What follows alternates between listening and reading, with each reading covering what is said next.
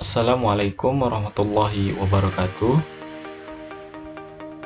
Di video kali ini kita akan melanjutkan pembahasan mengenai regresi linear sederhana 3 variabel atau berganda. Langsung saja kita masuk ke dalam Microsoft Excel.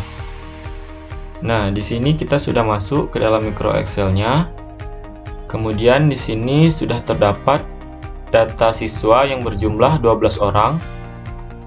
Kemudian nilai akhir kimia yang dilambangkan dengan Y, nilai ujian yang dilambangkan dengan X1, frekuensi membolos yang dilambangkan dengan X2, dan nilai kuis yang dilambangkan dengan X3. Nah, untuk memproses regresi linear berganda ini, kita membutuhkan tabel penolong. Nah, ini dia tabel penolongnya. Nah, di sini kita akan menentukan sebuah tabel, yaitu tabel X1 dikali Y, yang ini. Di sini sudah kita pindahkan ke dalam Microsoft Excel-nya. Selanjutnya tabel X2 kali Y, X3 dikali Y, X1 dikali X2, X1 dikali X3, X2 dikali X3, X1 kuadrat, kemudian X2 kuadrat, dan yang terakhir X3 kuadrat. Nah, ini kita simpan terlebih dahulu, nanti kita akan prosesnya kembali sebagai acuannya. Nah, yang pertama kita akan proses mencari jumlahnya dulu. Untuk jumlah Y-nya, kita akan menggunakan rumus sama dengan sum, buka kurung atau tab. Kemudian kita sorot nilai Y-nya, tutup kurung, enter. Nah, sudah kita dapatkan jumlah dari nilai Y-nya. Selanjutnya, agar memudahkan pencarian jumlah sampai dengan X3 kuadrat, ini kita kopikan saja ke kanan. Nah, maka dia otomatis sudah terjumlahkan. Nah, selanjutnya kita akan mencari penjumlahan di tabel penolongnya. Yang pertama, X1, kita klik X1 dikali Y, X1 dikali Y, dan kita enter. Kita sorot. Selanjutnya X2 sama dengan X2 dikali Y, enter. Kita sorot ke bawah. Selanjutnya X3 sama dengan X3 dikali Y, dan kita enter. Kita sorot ke bawah. Selanjutnya X1 dikali X2 sama dengan X1 dikali X1 dikali X2, dan kita enter.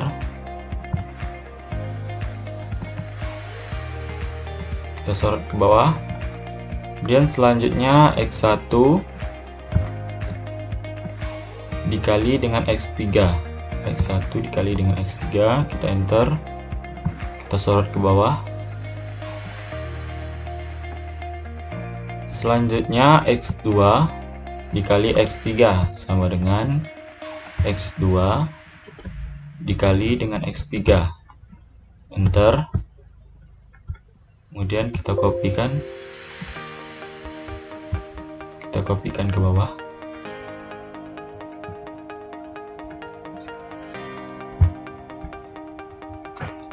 X1 kuadrat, X1 kita kuadratkan, enter. Kemudian kita sorot ke bawah. X2 kuadrat sama dengan X2 pangkat 2, enter, kita sorot ke bawah, dan terakhir X3 kuadrat sama dengan X3 kita kuadratkan, enter, kita sorot ke bawah.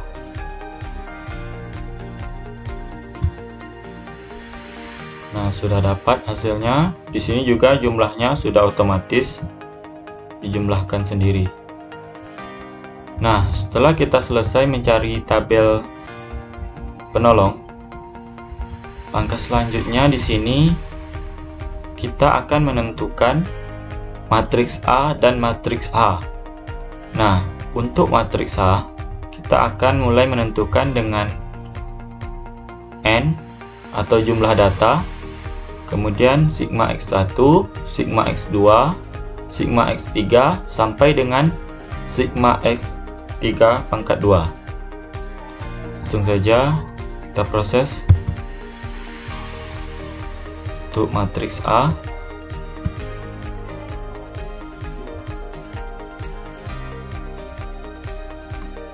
sama dengan N, jumlah datanya 12, kemudian sigma X1 yang ini, kemudian sigma X2, sigma X2, sigma X3,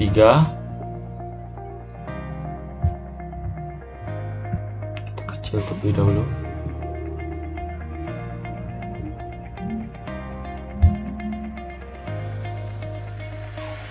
lanjut untuk kolom kedua sigma X1 yang ini, kemudian sigma X1 kuadrat yang ini, kemudian sigma X1 dikali X2, X1 dikali X2 yang ini, kemudian sigma X1 dikali X3, X1 dikali X3. Nah, untuk kolom ketiganya sigma X2,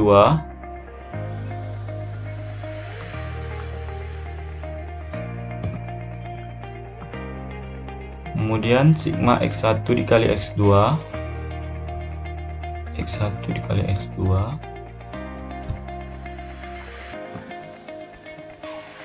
kemudian sigma X2 kuadrat yang ini, kemudian sigma X2 dikali X3, X2 dikali X3 yang ini,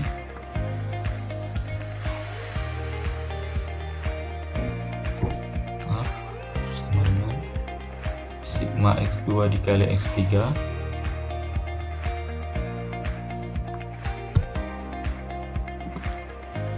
kemudian untuk kolom keempat sigma X3,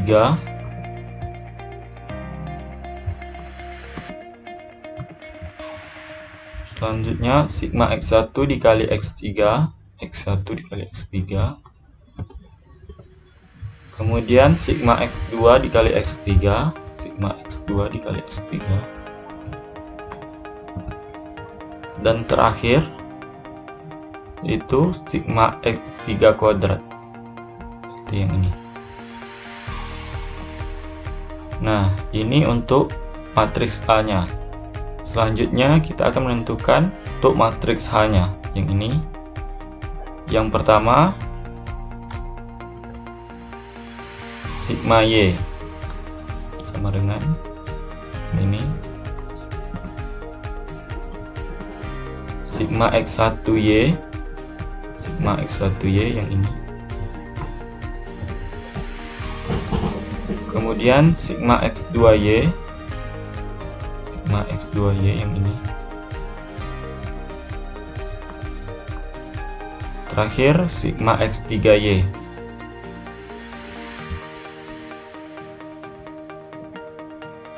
Nah, pastikan semua datanya ini sudah benar. Langkah selanjutnya di sini kita akan menentukan matriks A1 sampai dengan matriks A4. Nah, di sini untuk matriks A-nya, untuk kolomnya ini kita akan menukarkan kolom matriks A dengan matriks H. Nah, di sini kita akan menentukan matriks A1. Maka untuk kolom pertamanya akan kita tukarkan dengan nilai matriks H. Nah, kita sorot saja ke bawah.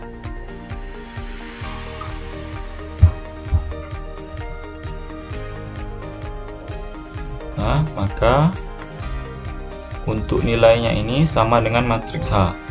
Untuk kolom kedua, ketiga, dan keempat itu tetap kolom 1, kemudian kolom kedua,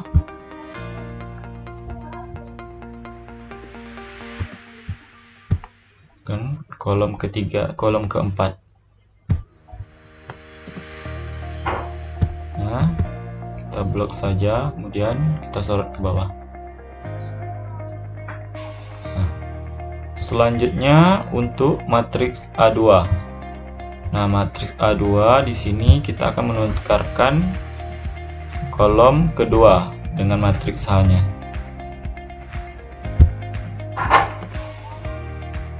Kita kopikan, sorot ke bawah. Kemudian untuk kolom pertama itu tetap.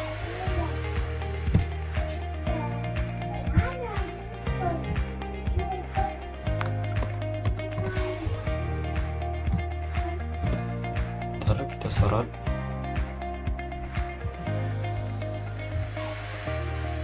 Untuk kolom ketiga dan keempatnya itu juga tetap.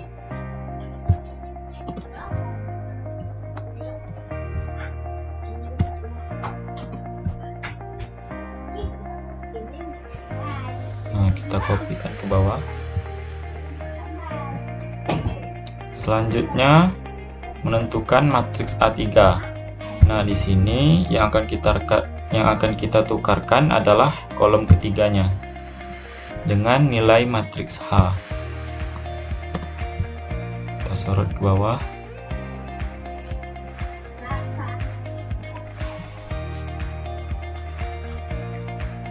Nah, untuk kolom pertama itu tetap. Kolom kedua juga tetap.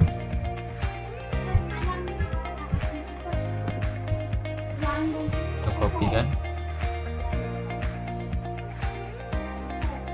Sorot ke bawah. Untuk kolom keempatnya itu juga tetap sama. Ntar kita sorot ke bawah. Kemudian terakhir itu untuk matriks A4, yaitu kita menukarkan kolom keempatnya dengan nilai matriks H. Nah, kita kopikan, sorot ke bawah. Kemudian kolom pertamanya tetap, kolom keduanya juga tetap,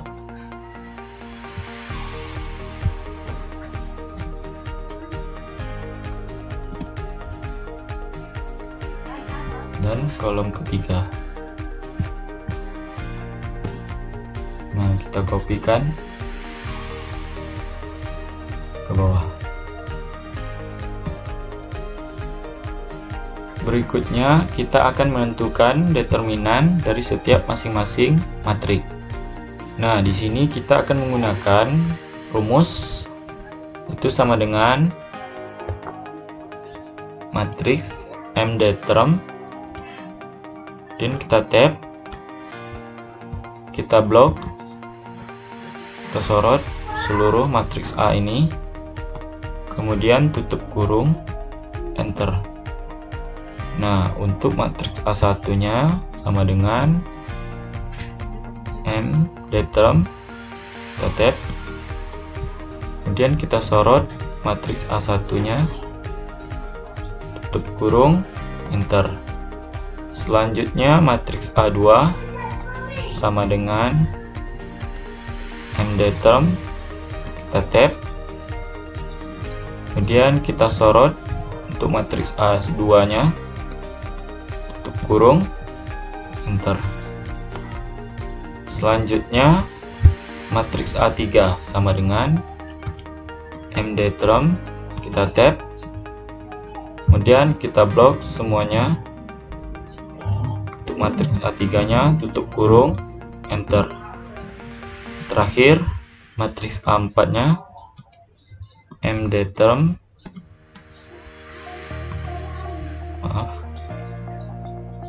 sama dengan MDTerm, kita tab, dan kita blok, kita sorot matriks A4 nya, tutup kurung, enter. Dari determinan A, determinan A1, A2, A3 sampai dengan A4 ini kita akan menentukan nilai B nya. Untuk rumusnya, rumus B1 sama dengan determinan A, determinan A1 kita bagi dengan determinan A. Kemudian untuk B2 nya sama dengan determinan A2 dibagi dengan determinan A, enter. Kemudian untuk nilai B3 nya sama dengan determinan A3 dibagi dengan determinan A, enter. Kemudian determinan A4 untuk nilai B4 nya sama dengan determinan A4 kita bagi determinan A, dan kita enter. Nah, dari nilai B yang didapatkan kita bisa memproses untuk menemukan pola dari regresi berganda. Polanya adalah Y sama dengan B1 ditambah B2 dikali X1 ditambah B3 dikali X2 ditambah B4 dikali X3. Sekarang kita masukkan nilainya ke dalam rumus. Pindahkan saja di sini, sama dengan nilai B1 nya ditambah nilai B2 yang ini, nilai B2 dikali X1, nilai X1 dikali dengan nilai X1 yang ini, kemudian ditambah dengan B3, nilai B3 nya yang ini, kemudian dikali dengan X2, nilai X2 nya yang ini, kemudian ditambah dengan nilai B4 yang ini, kemudian dikalikan dengan X3, nilai X3 nya yang ini. Nah, kemudian kita enter. Pindahkan di sini terlebih dahulu. Nah, misalkan nilai siswanya untuk ujiannya 70, kemudian frekuensi bolosnya 2, dan nilai kuisnya 80, maka nilai akhir kimianya adalah 92,74. Nah, sekarang kita coba rubah untuk nilai ujiannya, kita kasih 60, kemudian nilai kuisnya kita kasih 60 juga.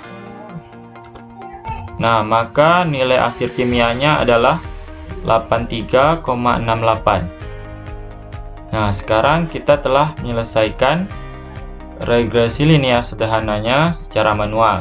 Kita akan mencoba perhitungan menggunakan Excel secara otomatis dengan menggunakan data analitis.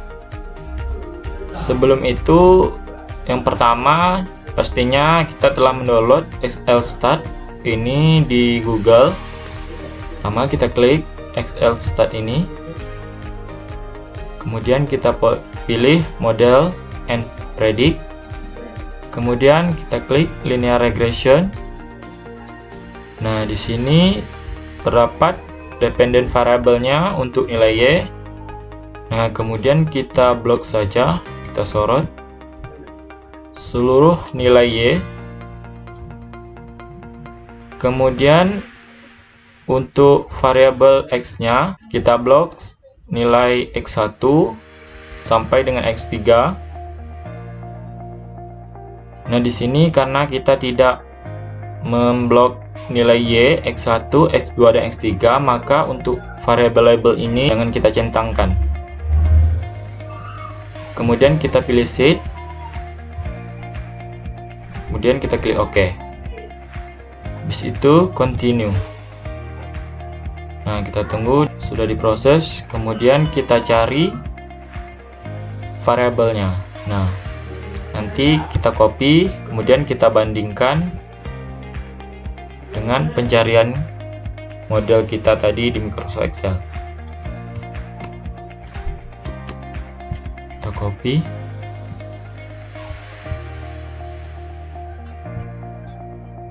Kemudian kita kopikan di sini.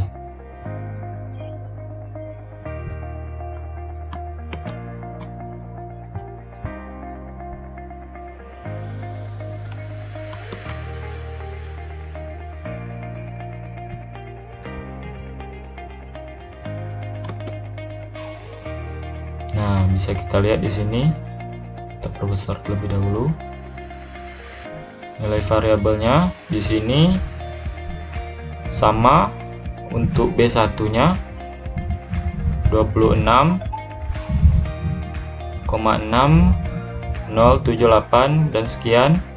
Kemudian B2-nya 0,977 sekian. Untuk B3-nya 0,280 sekian. Kemudian B4-nya min 028, sekian. Nah, di sini nilainya lebih detail ya, lebih banyak. Nah, dari semua proses-proses tadi, maka dapatlah kita simpulkan yang pertama, berdasarkan dari proses yang kita gunakan yang pertama, maka variabel X, X1, X2, dan X3 mungkin ada yang dikeluarkan dari model. Yang keduanya adalah berdasarkan penjelasan dari variabel ini, maka X1 yang paling berpengaruh, sehingga X1 memiliki korelasi yang paling kuat. Sekian penjelasan dari saya. Apabila terdapat kata dan penjelasan yang kurang dipahami, saya mohon maaf. Semoga video ini bermanfaat bagi kita semua.